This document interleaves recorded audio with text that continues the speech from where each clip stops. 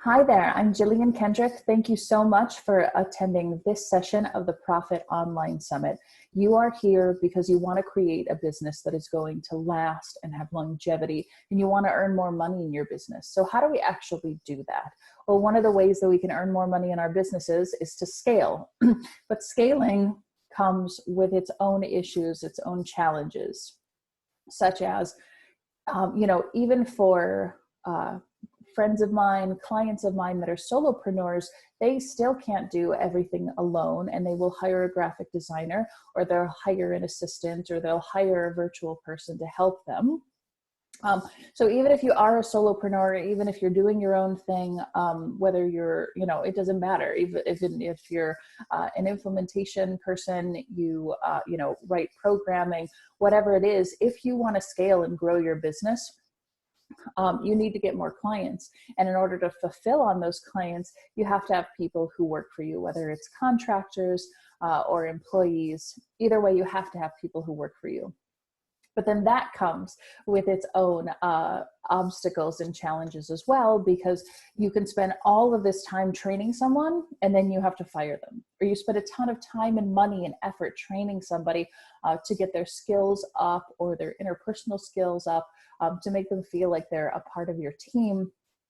And then you either, like I said, have to fire them, or they leave for a better position, or they get a better offer, or they have, a life circumstance that changes the trajectory of the way in which they work, and it's no longer a good fit for them to work for you. So either way, it can be exhausting. It can be so much time, so much effort, and so much money for you to scale and to hire a team, that to do that, it's really, really expensive, especially when you have turnover. And at some point in your business, you will experience turnover. So how do we combat this? How do we actually create profitability? How do we get more clients and earn more money and create lasting profitability within our business while still hiring and maintaining a team and growing to scale?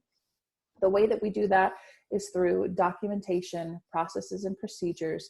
And that can be daunting as well, but that's exactly why we're here. That's why you're attending this session, so that I can show you the method that I use in my business every single day to grow and to scale, which really is documentation.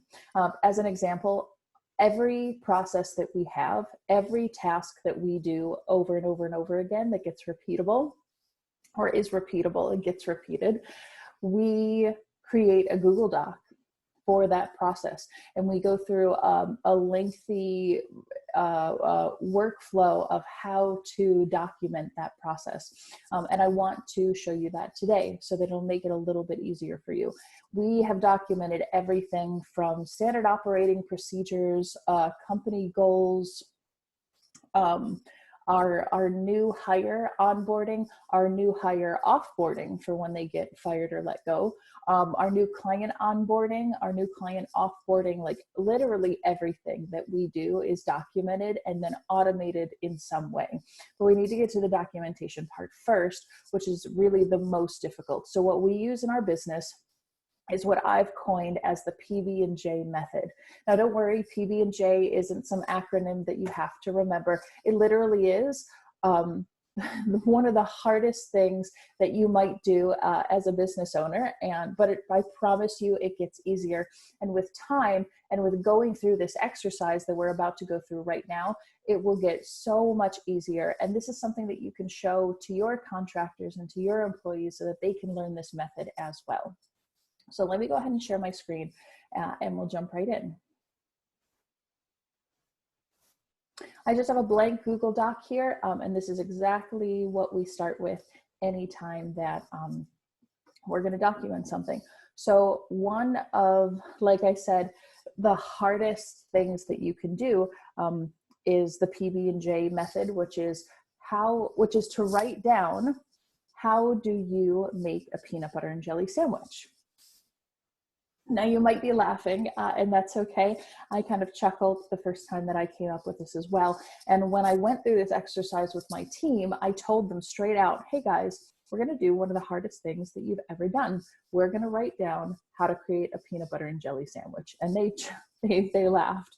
And that's okay, because it's a thought process. And the thought process is, anytime you sit down to document something, to document a process or a procedure or a how-to, you need to come at that process from the perspective of, if you had to train somebody, or if, the person that you hired had no idea how to use a computer, had no idea what the internet was, had no idea what your business was or how to do anything, come to the documentation process from that perspective of knowing literally nothing, and then be able to document that process by explaining things well enough that anyone with any skill set can do this. In fact, this is what a lot of Fortune 100 companies will do. McDonald's does this, does an amazing job of this. Walt Disney World and the Walt Disney Company does an incredible job of this. I was lucky enough to do an internship at Walt Disney World and work there for a time period. And absolutely every single process, procedure, action, they called them tracks as well. Everything is documented nearly to like the minute or the 15-minute increment of what you're supposed to be doing and when you're supposed to be doing it, so that anyone with any skill set can perform that task. And that's really how you grow and scale. That is ultimately how you hire new team members without having to spend a ton of money and effort on your part to get them trained, is because when you have these documents, you can give them to a new person and they can follow them very easily. This really is how you create a solid foundation in your business. So let's walk through that process. How to create, there we go, a peanut butter and jelly sandwich. Now, the very first instinct is to say, okay, well, you get some bread and you get some peanut butter and you get some jelly and you put them all together and boom, there's your sandwich. And that's true to a degree, but we want to think of this from like a process and like procedural standpoint, right? So how do we actually do that? Well, first, you have to grab your bread. Then, or let's say take it out. And we can even do, step 1, step 2, step 3, that sort of thing. So first, pull out your ingredients. The ingredients would be bread, peanut butter, and jelly. And this is great. This is a really good, like, high level sort of step, but let's actually take this one step further. And instead of just saying bread, we would say like Wonder Bread. We would say like sliced white bread. That would be a much better description than just saying get out bread. Or if you didn't, you would say get bread, slice it, slice it into thin strips, slice it into strips or slices that are, 1/4 of an inch thick, something like that. Because just getting bread means that you have a loaf of bread, and what do you actually do with that? So you want to, again, think of that from like a procedural standpoint. Peanut butter, we could say creamy or crunchy peanut butter, depending on your choice. And then jelly, we could say, strawberry or grape jelly. So there is a more detailed way of describing exactly like what kind of ingredients that you need to have. Step 2, place all of your ingredients on the, on the countertop. And you could even go as far as to say like Place all of your ingredients on the countertop at a level that is comfortable for you to work at, something like that. So every time, basically the gist of this exercise is to say that every time you have a step, you need to be able to describe that step to someone who has never seen bread before, someone who has never seen peanut butter before, somebody who has never tasted jelly before. Like, how do you actually describe those things to somebody who knows not what any of that is? So put all of your ingredients on the countertop and take out a butter knife and a plate, something like that. So then step 3, you could say, you know, grab your bread, right? That would be an easy way to say, just grab your bread, slap some peanut butter on it and jelly, and then you're done. Well, let's dig into that a little bit more. So instead of just saying grab bread, we can dive into that a little bit deeper and say, you know, take out 2 slices of bread. And this is not a bad thing either, but what actually happens before you can take bread, like when you buy sliced bread or sandwich bread, Wonder Bread from the grocery store, it doesn't come, like, you don't just buy a loaf of bread, you buy a loaf of bread inside of a bag or inside of some kind of like packaging, usually with like a twist tie, right? So you need to include that information. Again, think of it from the perspective of somebody has never seen bread before. How would they know how to do this? So instead of saying take out 2 slices of bread, which is fine, you could say grab the loaf of bread, undo or untie the twist tie, and remove,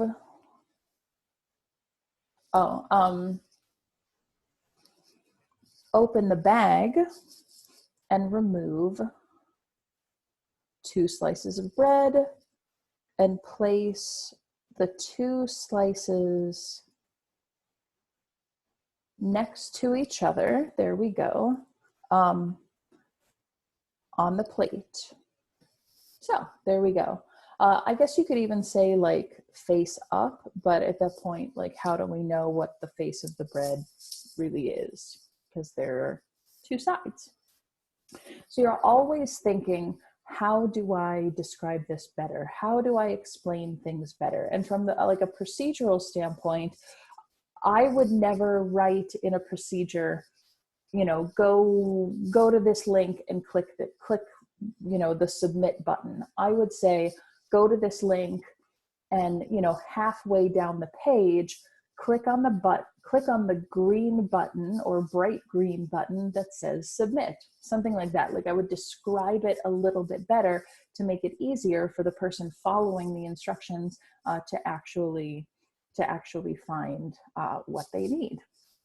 Because again, this ultimately, like, it doesn't feel like it right now that you know, writing out how to make a peanut butter and jelly sandwich is actually going to make you money. But I promise you, if you are willing to do this, if you are willing to stick with this, this is how I can scale my business, because every single procedure, every single operation, everything that we do is written down, and I can hire a new person who can walk through these documents and learn everything that they need to know to do their job. And I don't have to be there to hold their hand. I don't have to actually show them or teach them how to do any of it, because it's already written out. And the best part is that even though it's written out and documented, a lot of the pieces that we have are actually automated. And that's kind of the second part to this as well. So let's get back to our documentation. So instead of just saying grab the bread, we want to describe that a little bit more. And we put 2 slices of bread next to each other on the plate. You could even say face up or something like that. So second, or next, Some people might do peanut butter first. Some people might do jelly first. I definitely am a peanut butter first person, and I'm kind of a germaphobe. So I would probably take out 2 knives, one for peanut butter, one for jelly. But that's just me. So let's grab some peanut butter. So again, the normal human, like, quick answer instinct in this is to say, what's the next part? To like put peanut butter on bread.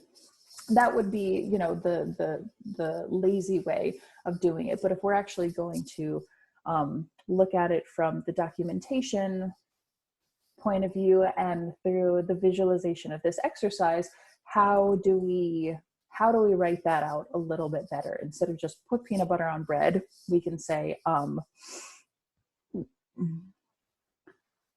unscrew the jar of peanut butter. And you could even go as far as to say, like, unscrew it in a counterclockwise motion, right? Peanut butter, look at that. In a counterclockwise motion or direction. Take the butter knife in your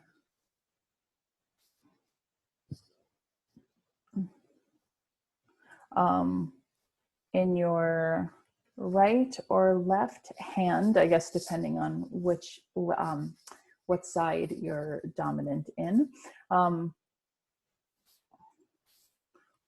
Hold the, I don't even know if there's a name for it, but we don't want them to hold like the pronged side of the knife or like the sharp edge of the knife. We want them to hold like the handle of the knife. I don't quite know what that name is, but we'll call it the handle.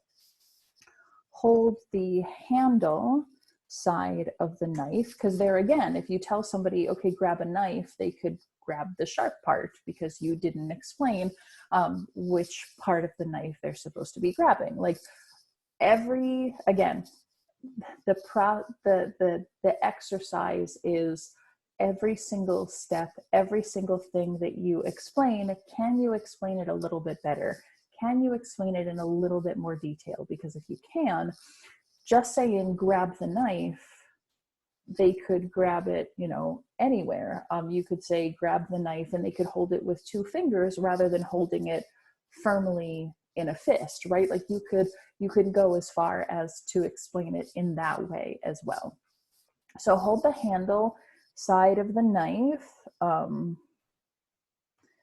and insert the, ooh, I cannot spell today, you guys. Insert the, we'll just say the sharp edge of the knife into the open jar of peanut butter. And you could probably again go as far as to explain like where in the jar, because if you just try to insert a knife into an open jar, well, that jar is open and you could take the knife and like stab the jar. And that's not necessarily how to do it. Like you can explain this a little bit better, right? So that really is the key. And like the big takeaway from this lesson is every single time you describe something or you write something out, can you describe it better? Can you describe it in more detail? And if so, you know, do that. So we can explain that a little bit better if we wanted to, but we'll keep going because we only have so much time together. Next, after the knife is inserted into the peanut butter,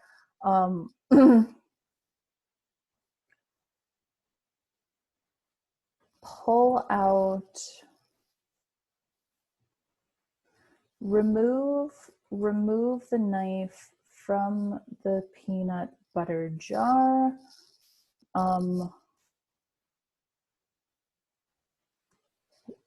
With, you know, 2 tablespoons worth of peanut butter on the knife, something like that, right? Like maybe that's not the best way in the world to describe it. And again, you might have to work at this. You might have to spend some time saying, okay, that is the best way that I can describe that right now, but that's not the best way that that could be described. So maybe you have to come back to that at some point as well.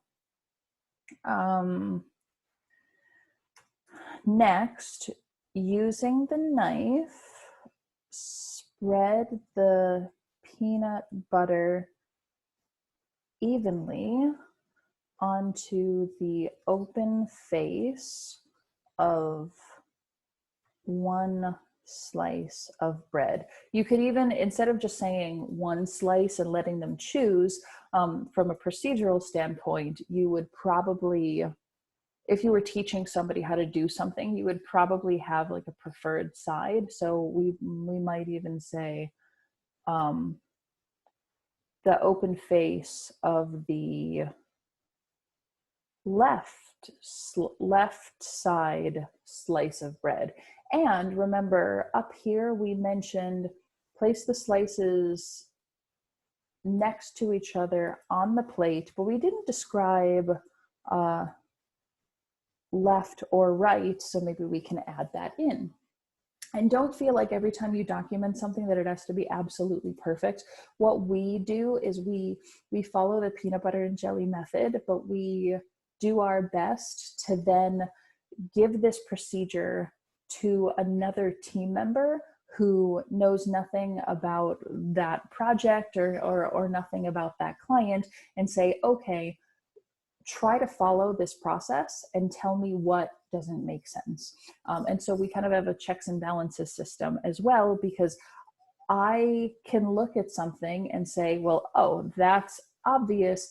They should know that the button is green. I shouldn't have to write that out. Or they should know that you should use the certain side of the knife to get out the peanut butter or whatever it is. But other people, those things might not be as obvious. And so you have to really like take your time to figure out like, how do you do this and how do you explain it effectively? So using the knife, blah, blah, blah, spread the peanut butter evenly onto the open face of the left slice of bread. You could even go as far as to say, leaving no bread exposed or on the slice or something like that, right? So then the next phase is to put jelly on the other slice, put jelly on the bread. Well, you could, if you just said put jelly on the bread, there's peanut butter on one slice of bread. So which side do you actually put it on? That sort of thing. When you go to put the two pieces of bread together, you have to explain that you take the jelly slice and you take the peanut butter slice and you put them together with those two ingredients like basically touching face to face. Because if you just say, put the two slices of bread together, well, they could be like this, or they could be like this or like this. They could be like that, right? You could have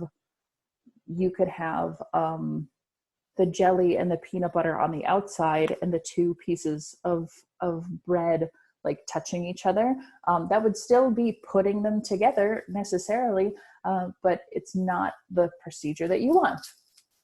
So again, follow these rules, use this technique as a way to figure out, all right, if I say something, is it explained enough? Have I given enough detail? Have I told this person exactly what I need them to do in order to be successful in completing their tasks? And ultimately, for you as the business owner, this responsibility falls on you. Like, it's your job.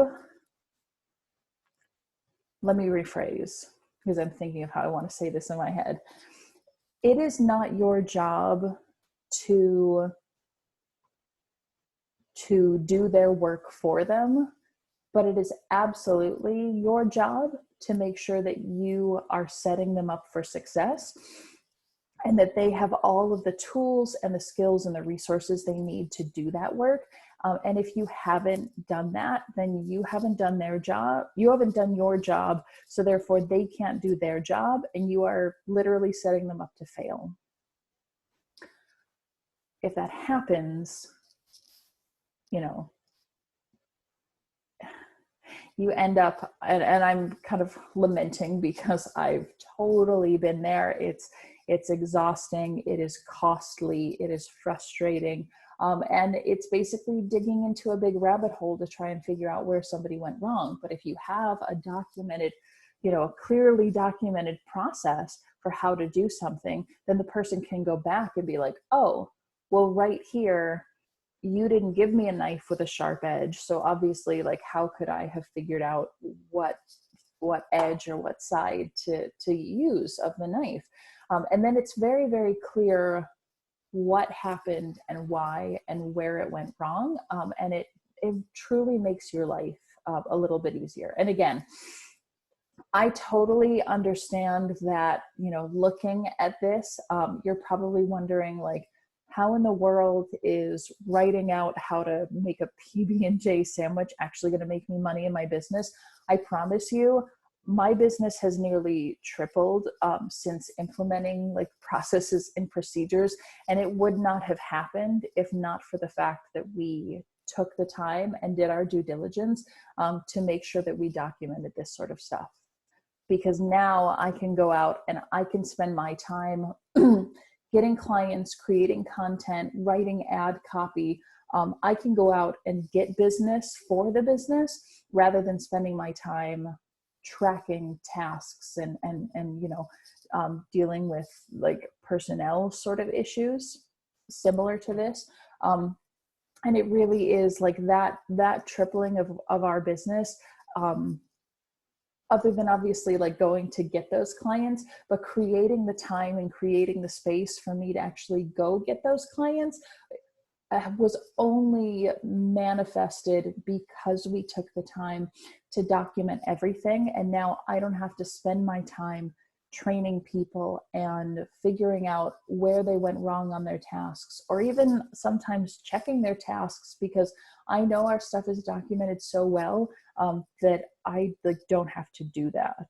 And I know that I have a good enough hiring process that I hire people who are competent to follow along with instructions like this.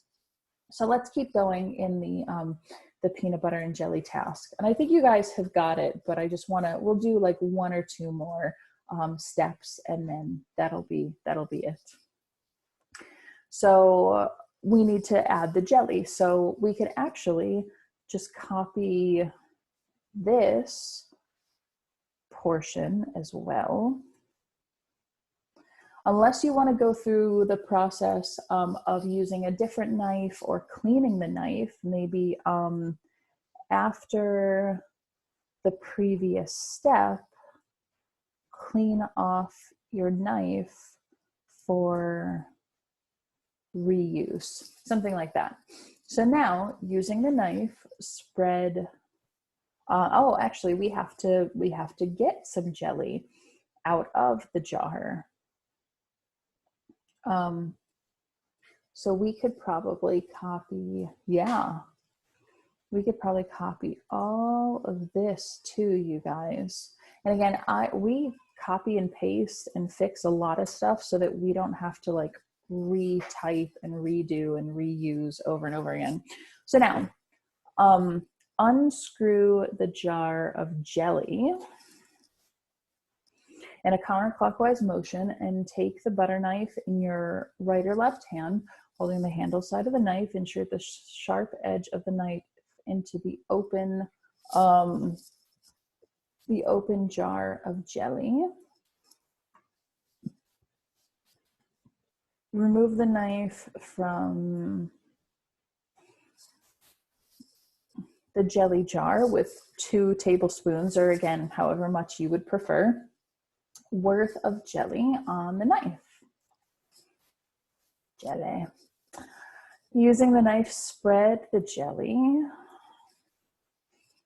evenly over the open face of we did left side, so now we'll do the right slice of bread, leaving no bread exposed. There we go. Now we want to put those two pieces together. And again, you could put two pieces of bread together, but the jelly and the peanut butter could be on the outside, and the backs of the bread could be touching each other. So we want to describe that in detail. How do we do that? Using both of your hands,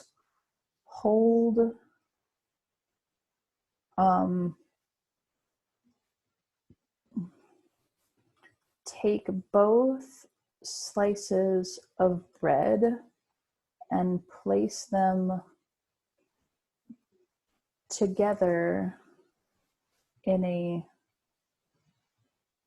sandwich. And again, this is assuming that somebody knows what a sandwich is, right? What if you hired somebody who had never seen a sandwich before and had to describe this?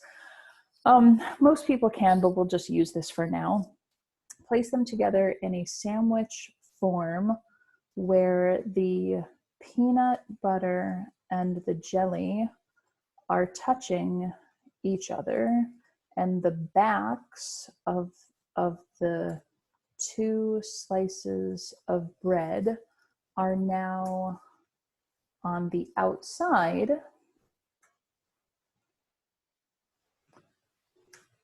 of the sandwich. There we go. Then you could go again as far as to say, like,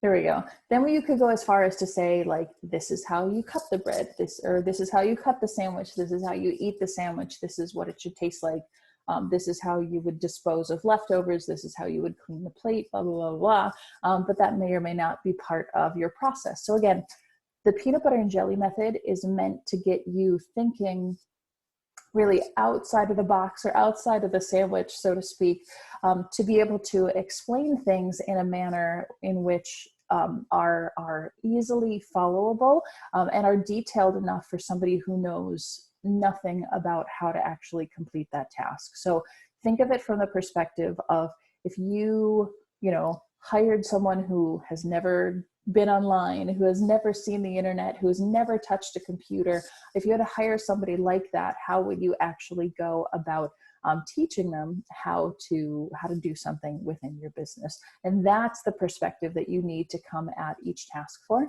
So again, I know you might be looking at this thinking, like, how is writing all of this out and spending all this time documenting things going to help you in your business? And I truly promise you, like, we tripled our business because of documentation, because of being able to scale and grow so quickly through documentation and automation.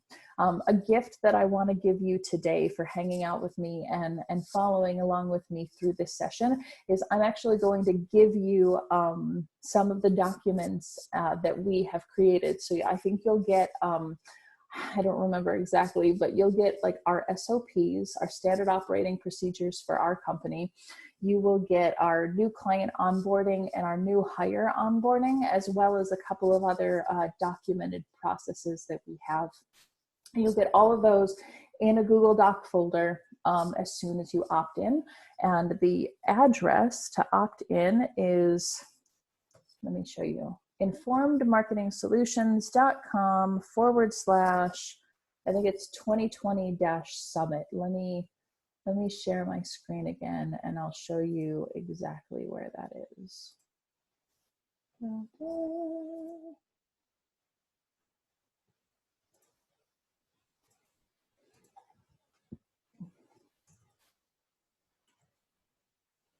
Yep, informedmarketingsolutions.com / 2020-summit. So if you go to that address, you'll land on a really basic web form. You'll opt in and you'll get an email from us with the link to the Google Drive folder. And what I would do is just copy that folder. You can do it actually right here. So hit File, and hit make a copy. And then from there, that copy will save to your Google Drive folder. And then you can download everything and you can rewrite all of those processes and procedures for yourself. And that is, that's my gift to you today for hanging out with us and for going through this process. So thank you so much. Blessings to all of you and to your families. I hope that 2020 is an amazing year in your business. And if there's anything that myself or my team can do for you, please feel free to reach out. Take care, guys. Bye.